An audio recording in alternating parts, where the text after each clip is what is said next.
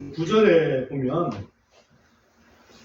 사라가 이집트 사람 하갈이 아브라함에게 낳아준 아들이 이삭을 조롱하는 것을 보았더라, 이렇게 이제 시작을 합니다. 이집트 사람 하갈은 이집트 사람이었습니다. 하갈이 아들을 하나 낳았죠. 그 이름이 뭡니까? 이스마엘이었죠. 근데 그 이스마엘이 이삭을 조롱합니다. 언제적인 일이냐면 지금 그 앞에서 보면은 이삭이 정말 기적적으로 탄생을 해가지고 이제 100일이 돼서 100일 잔치를 거하게 했습니다. 100일 잔치를 거하게 하고 그리고 나서 이제 젖을 이제 떼게 되잖아요. 젖을 떼고 나니까는 나름대로 애기도 어느 정도 이렇게 아장아장 걸을 수도 있지 않았을까 하는 생각이 들어요. 근데 그 어린아이라고 해서 그런지 몰라도 그 이스마엘이 그 이삭을 놀려댔습니다. 사실은 놀려댈 게 아니고 잘 돌봐줬어야 되는 게 맞는데 놀려댔어요. 그랬더니 그거를 사라가 보고 나서 얼마나 화가 나는지 모릅니다. 정말로 사라의 인생에 있어서는 자기는 죽었다고 생각한 거거든요. 나는 항상 죽었다 깨라도 애는 낳을 수 없다. 그래서 이제 자기 몸종인 하갈을 시켜서 또 아브라함 자기 남편에게 또 얘기를 해서 그 아들을 낳게 했는데 그 하갈이 자기 주인을 못 알아보고 아주 그 주인이 낳은 그 아들까지 조롱하는 그런 모습을 보여준 거죠. 그 분노한 사라는 어떻게 했겠습니까? 10절에 보면 그가 아브라함에게 이르되 이 노예 여자와 그녀의 아들을 쫓아내소서. 이는 이 노예 여자의 아들은 내 아들 곧 이삭과 함께 상속자가 될 수 없기 때문이니이다. 노예 여자 이렇게 그럴싸하게 표현했지만 우리말 옛날 말로 종년이라고 했죠. 이 하갈 이 종년을 당장 내쫓으세요. 막 그렇게 남편에게 윽박을 질렀겠죠. 어떻게 우리 귀한 아들 이삭을 놀릴 수가 있습니까? 아브라함 입장에서는 그렇잖아요. 이스마엘도 자기 아들이잖아요. 그죠? 그러니까 어떻게 자기 아들 이스마엘을 그냥 쫓아낼 수가 있습니까? 그래서 아브라함은 근심합니다. 10절에 보면, 11절에 보면 자기 아들로 인하여 이 일이 아브라함의 눈앞에서 큰 근심거리가 되었다. 그렇죠. 우리가 세상을 살다 보면 이러지도 못하고 저러지도 못할 그런 상황에 처할 때가 분명히 있습니다. 한두 번이 아니고 사실은 그런 상황이 많이 있어요. 그럴 때에 해결책을 주시는 분이 있는데 그분이 하나님입니다. 12절 한번 보세요. 하나님께서 아브라함에게 이르시되 이때 뜬금없이 하나님께서 아브라함한테 말씀하신다는 거예요. 그 아이나 내 노예 여자 때문에 그것이 내 눈에 근심이 되지 않게 하고 사라가 내게 말한 모든 것에서 그녀의 목소리에 귀를 기울이라. 그러니까 아브라함에게 딱 얘기를 하는 거죠. 네가 지금 들어야 될 목소리는 네 안에 사라의 목소리야. 그 요구 들어줘라. VOC라고 그러죠? 소위 고객의 소리, Voice of Customer. 그래서 기업에서는 항상 고객이 무슨 얘기를 하느냐 그에게 귀를 기울이고 그걸 최고로 알아줍니다. 근데 지금 아브라함의 입장에서는 자기의 최고의 고객은 자기 안에 사라였다는 거죠. 그것을 지금 하나님께서 아브라함에게 다시 일깨워 주십니다. 왜냐? 왜 그 요구를 들어줘야 되냐 하면 설명을 해주시는데 앞으로는 이삭의 후손으로 나는 사람이라야 비로소 내 후손이라고 할 수 있기 때문에 그런 거다. 이스마엘의 후손도 내 후손이긴 하지만 이삭의 후손이라야 진 내 후손이라는 말이에요. 그렇게 얘기를 지금 하나님께서 아브라함에게 확인해 주시는 거예요. 그러면 이는 내 씨가 이삭 안에서 부름을 받을 것이기 때문이다. 그 얘기는 네 이삭 아래 이삭의 후손이라야 내 씨라고 할 수가 있다. 그 얘기입니다. 아브라함의 후손은.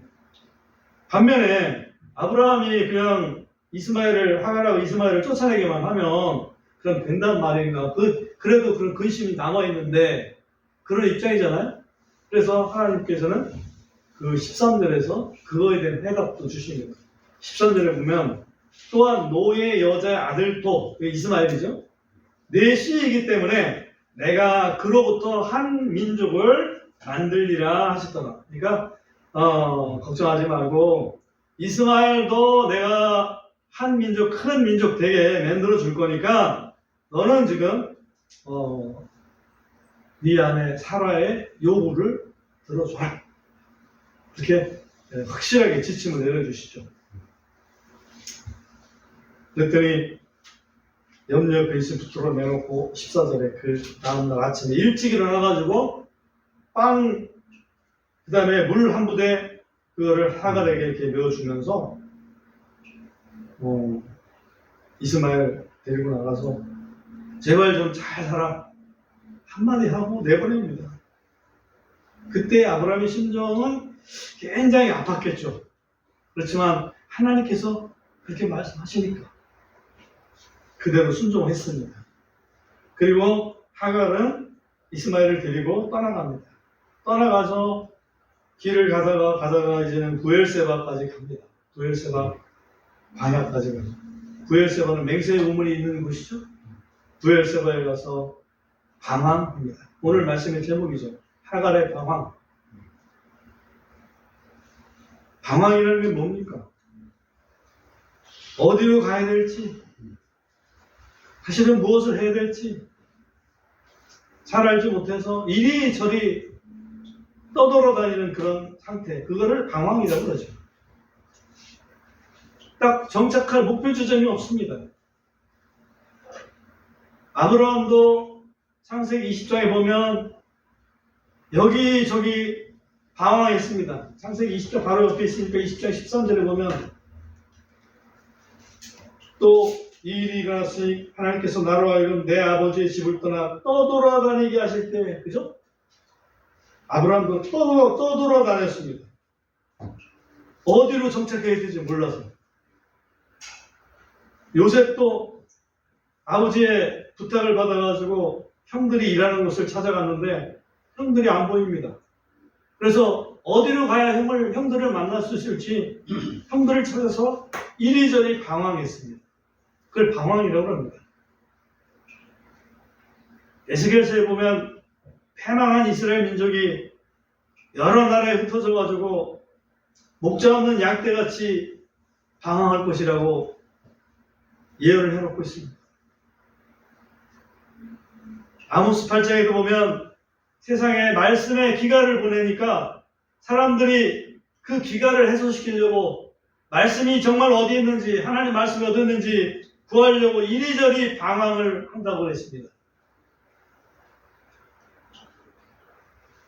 이 방황이라는 단어를 생각하면서 저는 그 이스라엘 민족을 한번 생각을 해봤어요. 지금 중동의 이스라엘 민족이 중동의 하얗고라고 그러죠? 쉴 날이 없습니다. 이스라엘 민족이 북왕국 이스라엘이 BC 722년도에 망했습니다. 그리고 한 번도 북왕국 이스라엘은 회복된 적이 없습니다. 그리고 이스라엘이라는 나라로 AD 1948년 5월 14일 날 독립을 선언하고 그때 나라를 회복했을 때를 회복이라고 본다면 무려 2600년 동안 나라가 없이 다녔습니다. 환영해주는 사람이 있습니까? 없죠. 유대민족도 AD 70년부터 예루살렘 성전이 다 망해서 그때부터 따진다고 하더라도 1900년까지 헤맸습니다. 저는 이걸 생각하면서 이스라엘 민족이 정말 고생했겠구나. 우리 대한민국 특이한 그 나라라서 유대인들의 정착이 없어요, 우리나라에. 근데 우리나라 빼고 나머지 중국에도 있고 일본에도 있고 당연히 미국에도 있고 온 세계에 퍼지지 않은 나라가 없어요, 그죠? 방황하는 그 유대인이라고 볼 수 있죠. 우리는 유대인들을 어떤 사람들은 욕을 합니다. 왜? 돈밖에 모르는 사람이다. 그렇지만 집 없이 떠나와서 의지할 거 뭐 있겠습니까? 자기가 의지할 수 있는 거 돈밖에 없을 거 아니에요, 그죠? 사실은.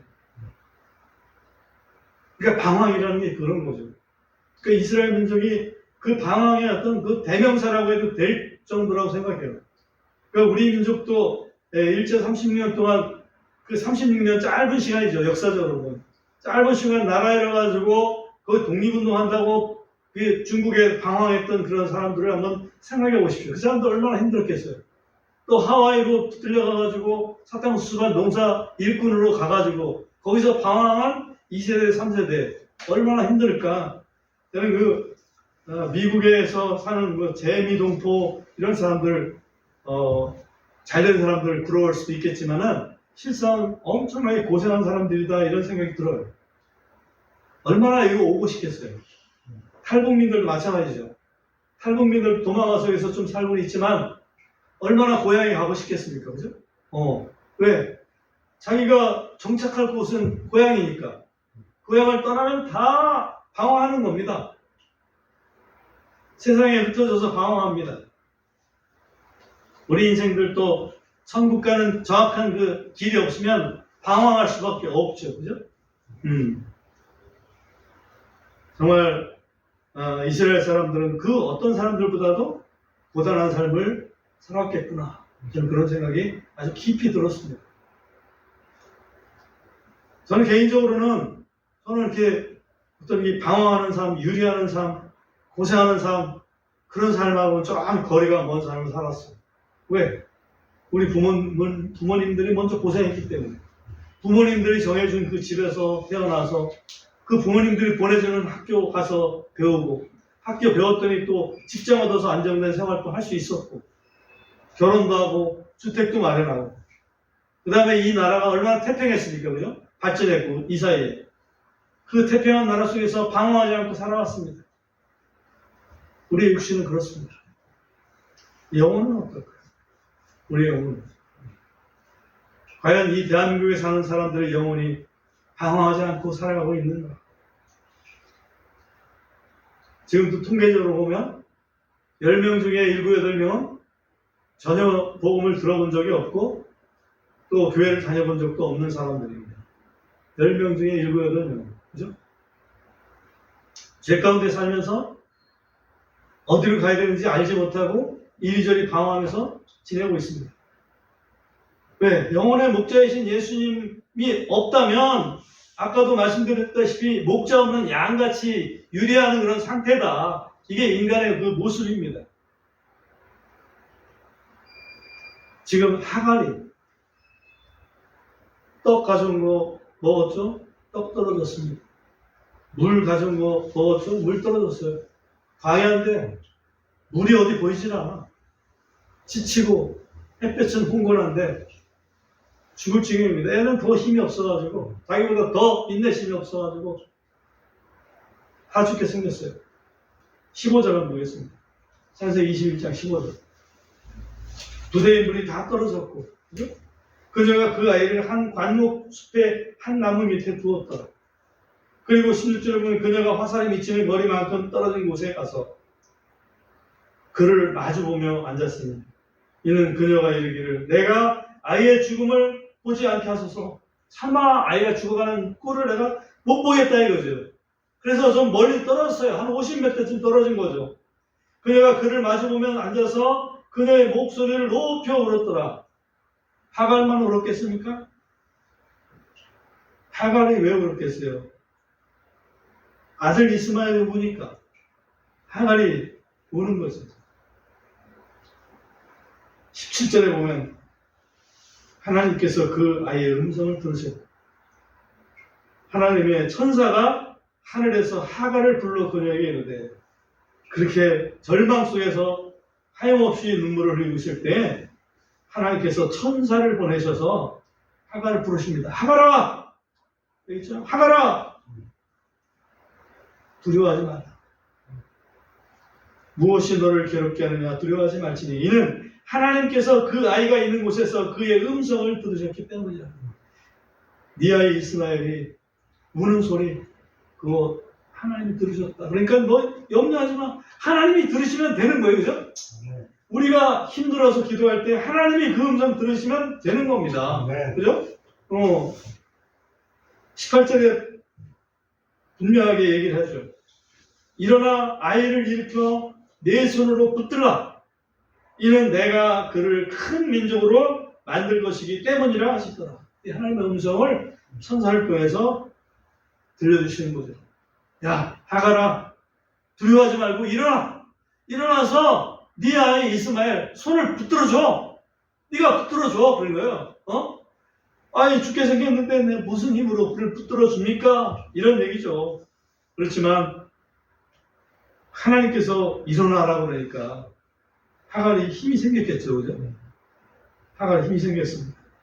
19절에 보면 하나님께서 그녀의 눈을 열어주십니다. 하나님께서 그의 눈을 열어주십니다. 그녀가 물들이 있는 우물을 보고 우물이 그토록 안 보이던 그 우물이 보이는 거예요.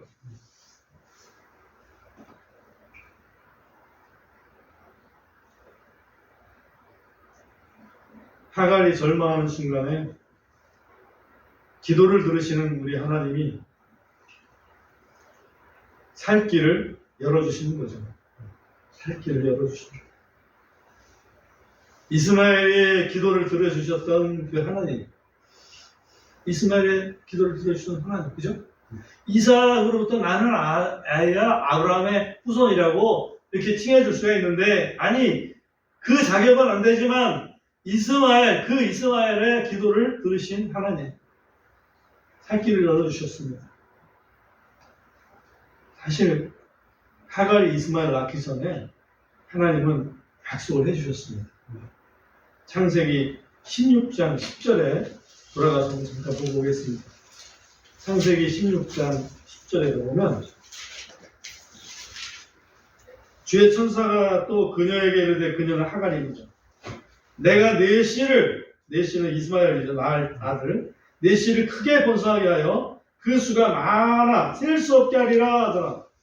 왜? 하갈이 그때 사라가 막 핍박하니까 도망 나왔거든요. 못 견디고 도망 나왔다가 하나님께서 천사를 보내가지고, 야, 너 이렇게 도망 나올 게 아니고 네 주인한테 돌아가서 잘 섬겨. 대신 네 아들 큰 민족을 만들어줄 거야. 이렇게 약속하신 거예요. 그 약속을 그냥 잃어버리신 분이 아니란 얘기지.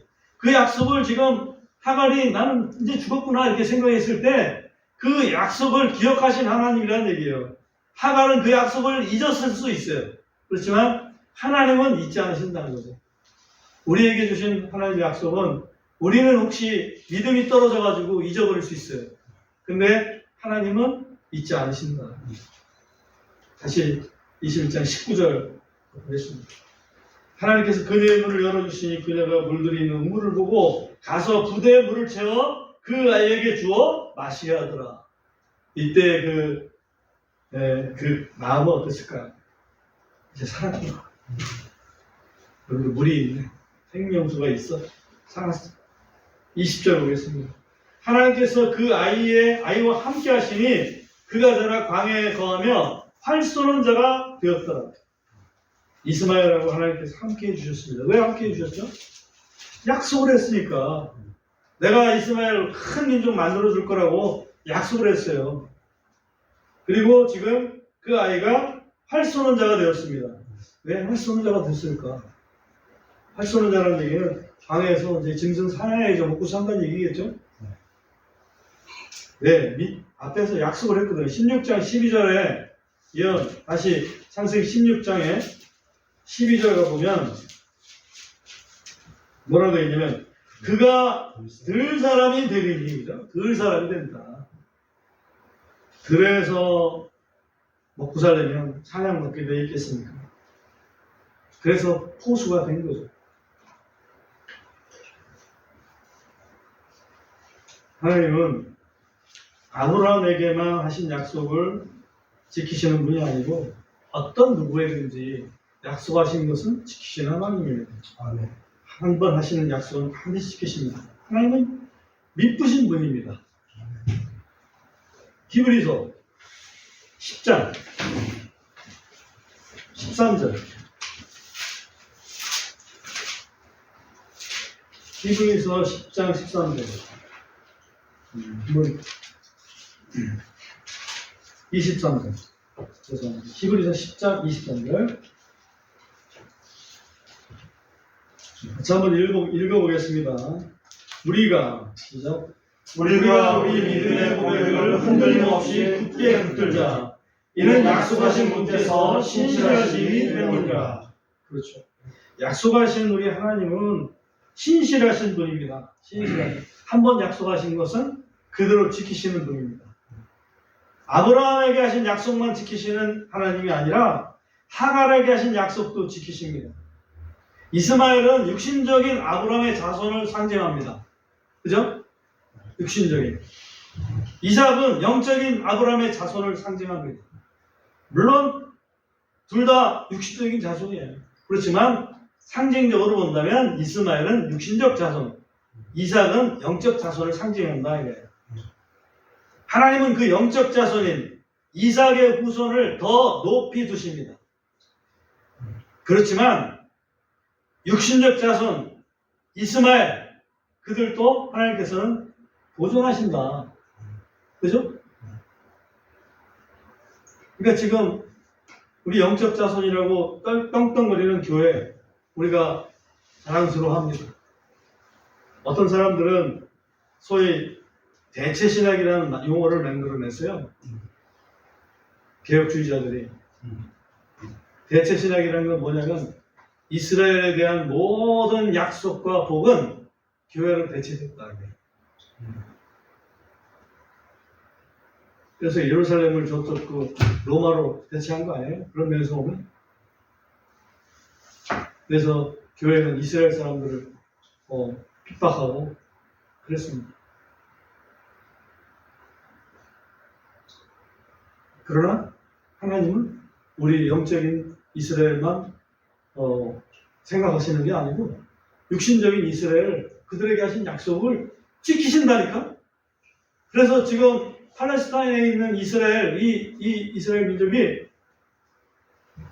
하나님의 약속받은 민족입니다. 그들이 민족적으로 회개할 날을 하나님 기다리고 계신 거고 우리들은 그들의 그 회개를 위해서 기도할 필요가 있는 거고, 그죠? 그러니까 이스라엘 결코 우리는 한 번도 무시한 적이 없지만 어떤 교회들은 어떤 가르침들은 그걸 무시하고 있다니까요. 그래서 제가 말씀드리는 거예요. 일본.